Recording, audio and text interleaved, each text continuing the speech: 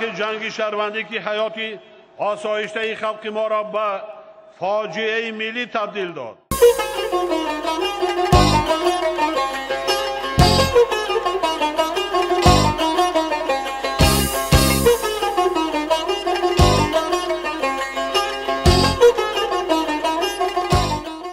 نباید هیچگاه از لوح خاطری خلق ما و نسل‌های امروز و فردا فراموش گردد.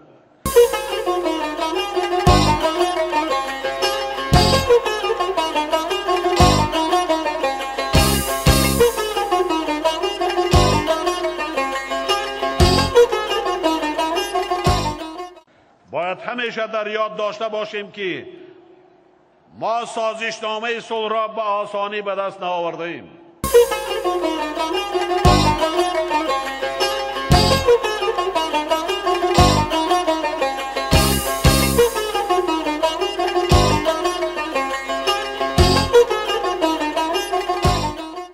از این لحاظ ما حق و حقوق انسانی و معنوی نداریم که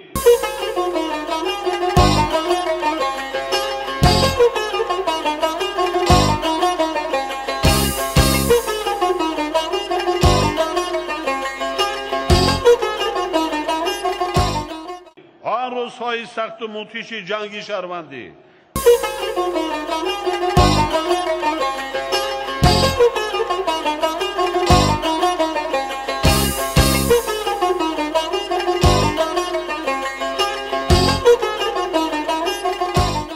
به هلاکت رسیدن ده‌ها هزار فرزندان وطن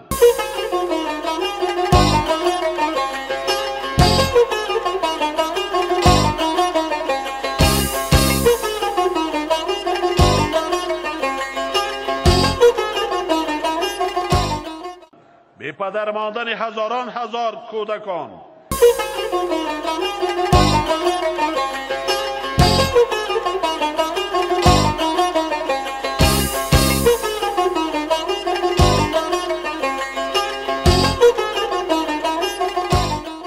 بی فرزند و بی سرابان ماندن تعداد بزرگ زنان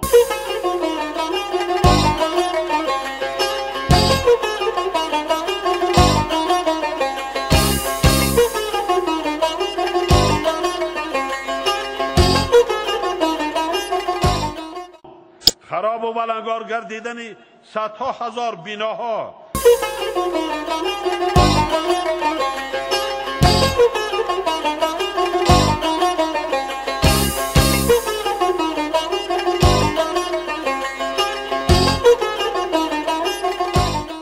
خانه های اقامتی، بیمارخانه و درمانگاه ها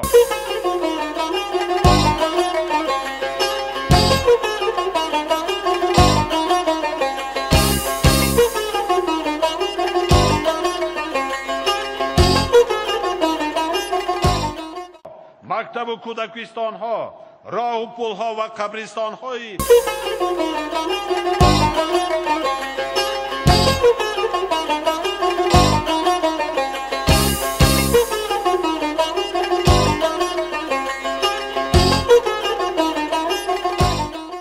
هموطنان غریبمان را در کشوری همسایه از خاطر فراموش نماییم.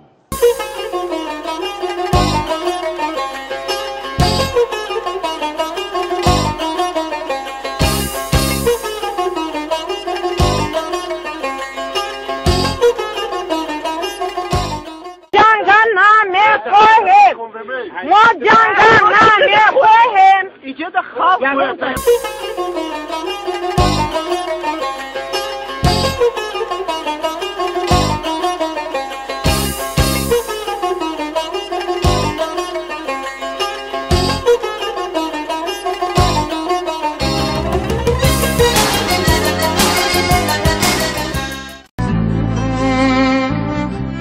مداری گانسالوس کن بله همشون زدن نکنه.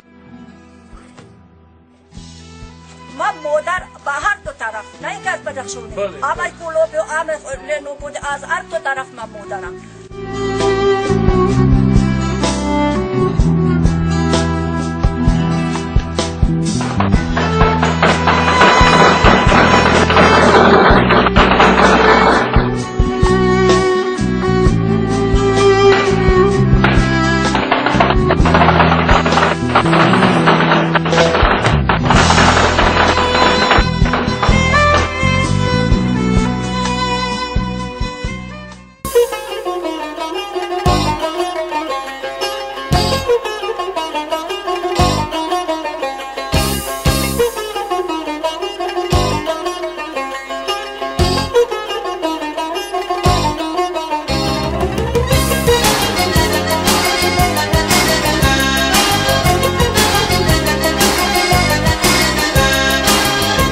توجیکستان دیگر یگان جناب عالی نیست، یک تا جناب عالی داریم.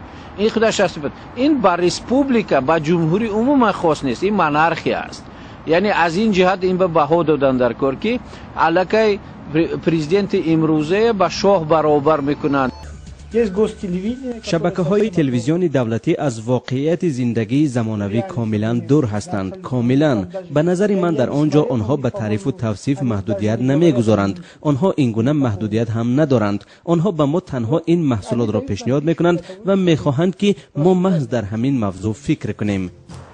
همه گونه همه نماینده های مثل مقامات دولتی، همه گونه نمودهای حاکمیت، شاخه های حاکمیت دولتی پورا از یک شخص پرزیدنت جمهوری تاجیکستان وابسته است. یعنی این خودش اساسی گرفتیم قانونی شخصیت پرستی در تاجیکستان است. حاکمیت خلق را پورا به دست یک شخص آورده ما جابجا کردیم. یعنی علاقه که با یک شخص آورده جابجا میکنیم، این انکار کردن حاکمیت خلق، انکار کردن پرینسیپ تقسیمات حاکمیت دولت میشه. موسولینی، استالین، برژنف، ترکمنباشی، این رویخط را باز هم میتوان ادامه داد. همه این نام‌ها یک وقت‌ها ستایش می‌شدند و ارج آنها تا آسمان ها می‌رسید، اما انجام سرنوشت آنها یک رنگ بود.